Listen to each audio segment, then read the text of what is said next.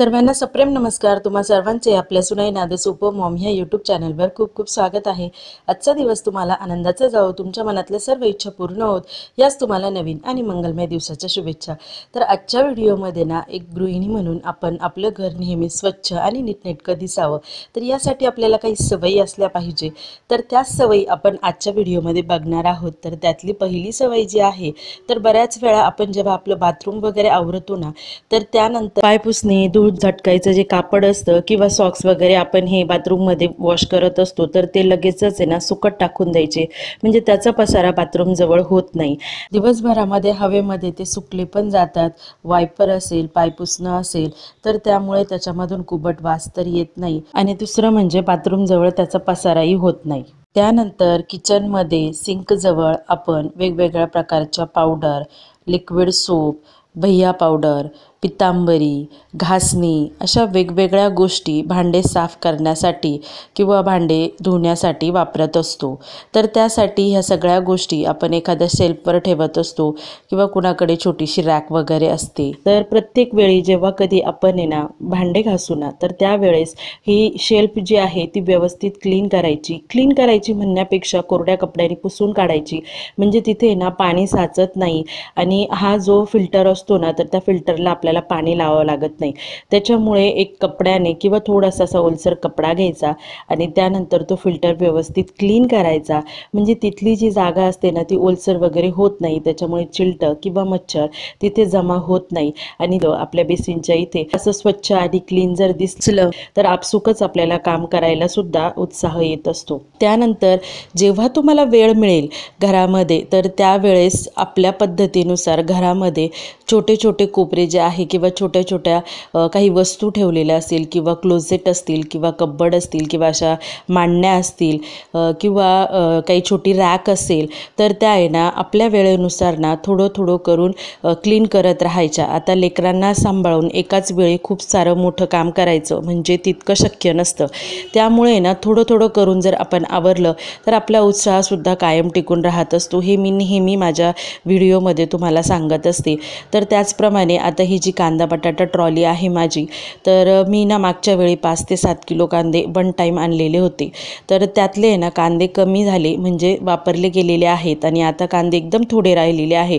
तर बऱ्याच वेळा काय होतं, वस्तू संपून पण जातात तरी पण आपली तिथली क्लिनिंग होत नाही आणि मग त्याच्यामुळे काय होतं, जास्त धूळ जमा होते आणि एकाच वेळी जेव्हा आपण आवरायला घेतो ना, तर त्यावेळेस आपल्याला खूप सारं थकायला होतं किंवा खूप सारं दमायला होतं। त्यामुळे वेळच्या वेळी जेव्हा आपल्याला वेळ मिळेल अशा छोट्या मोठ्या गोष्टींकडे घरातल्या आपण लक्ष देऊनच राहायचं, की ती वस्तू संपली किंवा तिथली वस्तू काही खराब वगैरे झालं ती लगेचच आपण ते आवरून घ्यायचं। तर त्याचप्रमाणे आता मी काय केलेलं आहे, तर कांद्यांमध्ये दुसऱ्या कप्प्यामध्ये कांदे खूप कमी राहिलेले होते, तर म्हटलं तो कप्पा आपण व्यवस्थित क्लीन करून घेऊ, जेणेकरून तिथे आपण दुसऱ्या काही वस्तू पण ठेवू शकतो आणि आपलं किचन जे आहे ते व्यवस्थित आणि छान राहण्यासही मदत होईल। धूळ वगैरे जी काही असते, डस्ट, ती निघून जाते, कारण इथे पटकन डस्ट बसून जाते आणि प्लास्टिकच्या पिशव्या ज्या असतात ना, त्या बऱ्यापैकी मी सांभाळून ठेवत असते।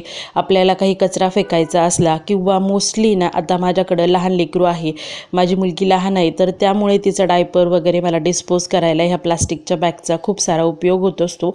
तर त्यामुळे त्या व्यवस्थित मी सांभाळून असे एकात एक टाकून पिशव्या ठेवत असते। आणि एकदा किराण्याच्या आहे ना व्हिडिओमध्ये मी सुद्धा तुम्हाला सांगितलं की प्लास्टिकच्या बॅग एकात एक ठेवून व्यवस्थित सांभाळून ठेवते, की जेणेकरून त्याचा पसारा पण दिसला नाही पाहिजे आणि त्या दिसायला पण व्यवस्थित दिसल्या पाहिजे, असं व्यवस्थित त्यांना एक जागा देते।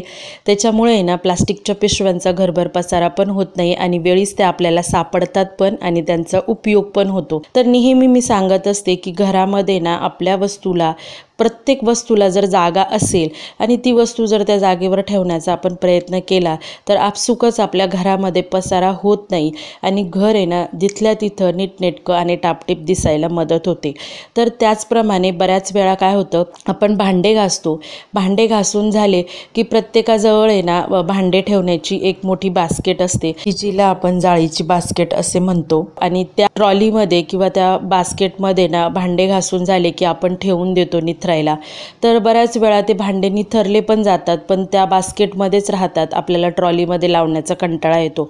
तर त्यावर ना उपाय म्हणून मी असं करत असते, भांडे किचन ओट्यावरच निथरायला लावते आणि मग सुकल्यानंतर ते पुसून ट्रॉलरमध्ये लावते।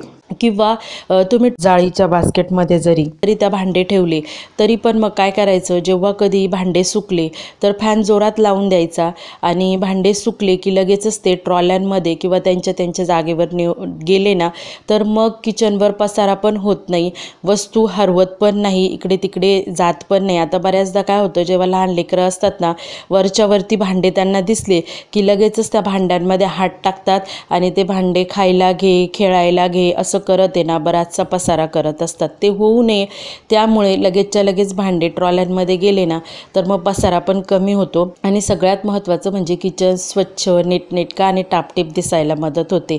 आणि ना आपण किचनवर नेहमी मी सांगत असते, तुम्ही काही एक छोटासं डबा ठेवा किंवा मी आता इथे माझ्या किचनवर आहे ना एक छोटासा डस्टबिन ठेवलेला आहे की लगेचच काही कांदा वगैरे छिलका झाला की लगेचच त्या डस्टबिनमध्ये टाकला की लगेचच किचन साफ होऊन जातो, त्याचा पसारा किचनवर राहत नाही आणि किचनची शेगडी आणि किचन रिकामा असला तर आपसुकच किचन प्रसन्न दिसत असतो आपला। तर त्यानंतर बऱ्याच वेळा आता जेव्हा सकाळच्या वेळी आपण बरीचशी कामं आटोपण्याचा प्रयत्न करत असतो, कारण दुपारून आहे ना आपला मूड कमी कमी होत चालतो, त्यामुळे आपला किचन वगैरे आटोपून झाला की जर समजा आपले लेकरं उठल्यानंतर त्यांचं असतंच बसणं किंवा काहीतरी खेळणं, तर त्याच्यामुळे ना आपलं लिव्हिंग रूमचा आरसा थोडक्यात मी नेहमी सांगत असते तर सोफा सेट व्यवस्थित लावून घ्यायचा। आता बऱ्याच घरांमध्ये सोफ्याला आहे ना कवर्स असतात की ते कवर आहे ना व्यवस्थित झटकून वगैरे जर लावले तर सोफे अगदी व्यवस्थित दिसतात। तर माझ्याकडे सोफा कवर नाही आहे पण हे सोफा शीट आहेत, तर ते व्यवस्थित मी सोफ्यावर लावून देते आणि ते व्यवस्थित लावून दिले की म्हणजे मग दिवसभर अगदी व्यवस्थित सोफा राहण्यास मदत होते। तर ह्या ज्या काही गोष्टी आहे ना ह्या आपण जेव्हा लेकरांसमोर करतो ना तर त्यावेळेस त्यांच्या पण लक्षात येतं आणि आपण लेकरांना जेव्हा काही गोष्टी सांगतो, आपण मुद्दामूनच त्यांना काही गोष्टी सांगितल्या सुद्धा पाहिजे की हे बघ मी आता सोफा व्यवस्थित करते आहे, तू घाण करू नको। किंवा अगदी अजून एक महत्त्वाची गोष्ट म्हणजे टापटीप राहणं।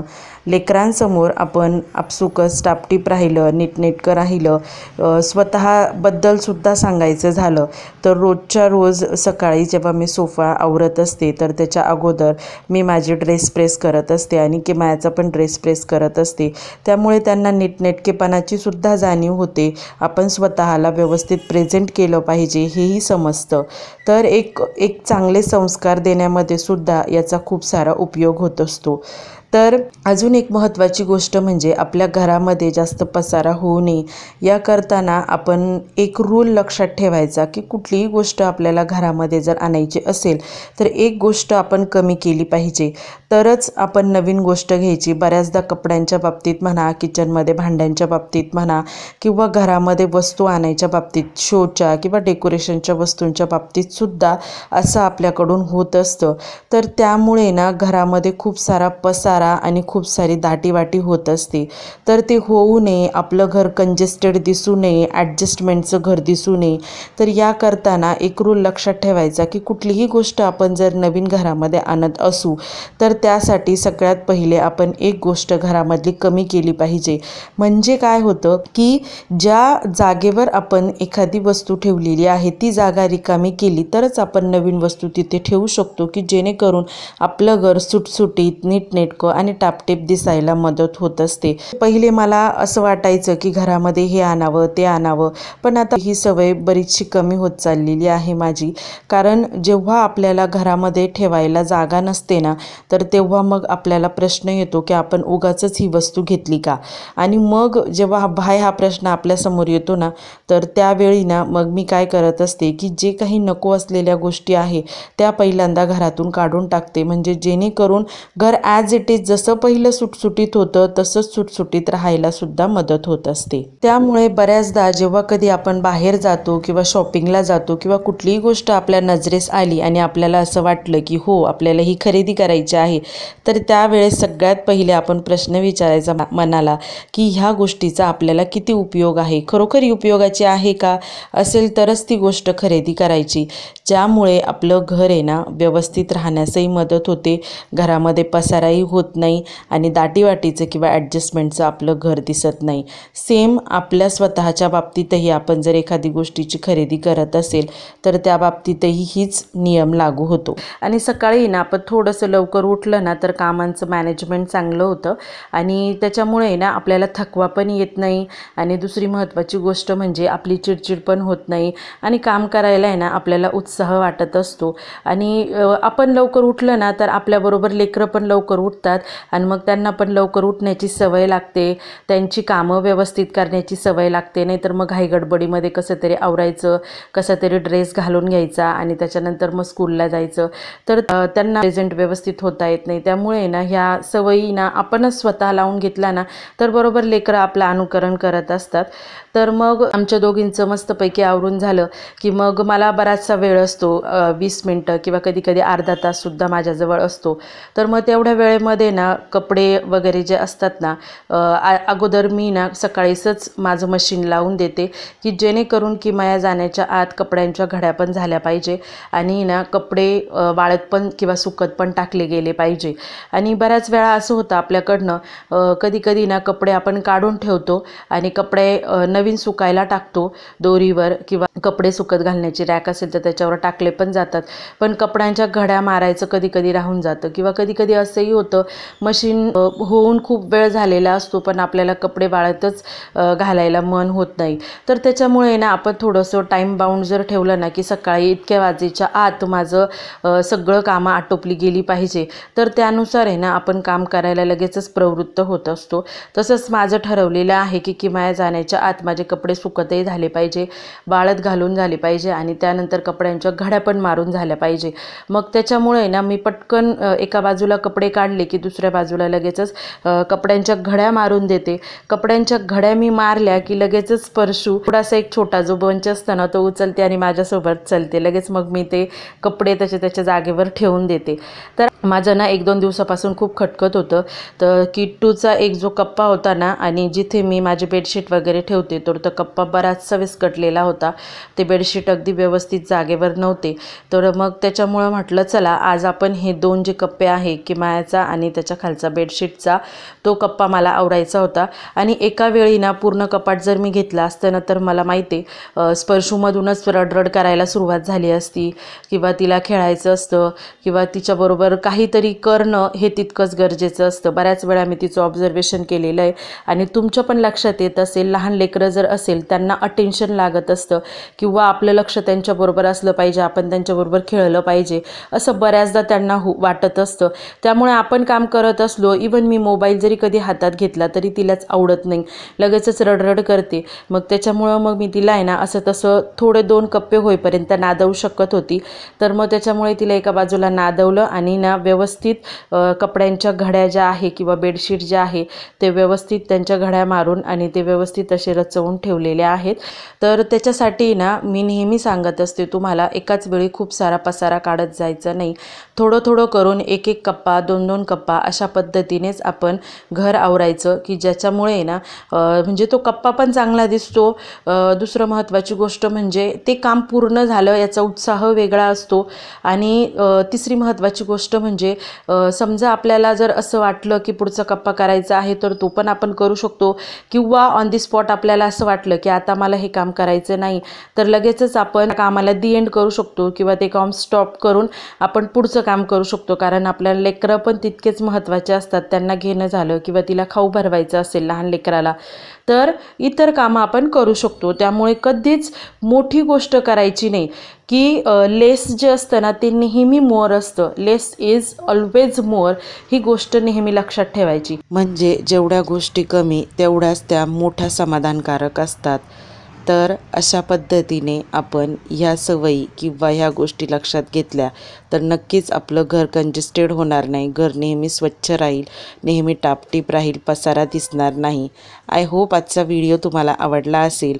व्हिडिओ जर आवडला असेल तर व्हिडिओला एक लाईक करा, चॅनलवर नवीन असाल तर चॅनलला सबस्क्राईब करा. पुन्हा भेटू एका नवीन व्हिडिओमध्ये. तोपर्यंत बाय बाय, टेक केअर.